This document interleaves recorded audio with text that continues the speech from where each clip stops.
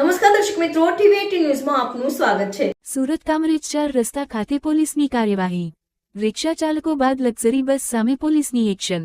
ટ્રાફિકને અડચરૂપ ઊભી રહેતી બસો સામે કાર્યવાહી। પ્રવેશદ્વાર ગણાતા કામરેજ 4 રસ્તા ખાતે વધ્યું હતું ટ્રાફિક ભારણ। 4 તારીખના રોજ 50 રિક્ષા ડિટેન કરવામાં આવી હતી। 40 લક્ઝરી બસને ઓનલાઈન મેમો આપવામાં આવ્યો।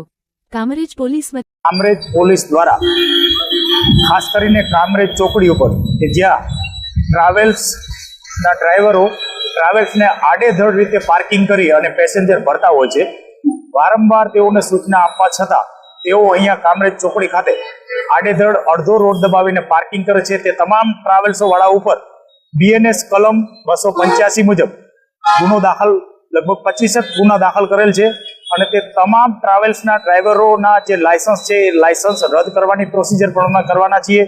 સાથે સાથે કામરેજ ચોકડી ઉપર જે રિક્ષા, ઓટો રિક્ષાઓ જે પેસેન્જર માટે એ લોકો પણ આડેધડ રીતે અહીંયા પાર્કિંગ કરે છે, તે તમામ રિક્ષા લગભગ 70 જેટલી રિક્ષાઓને ડિટેન કરેલ છે।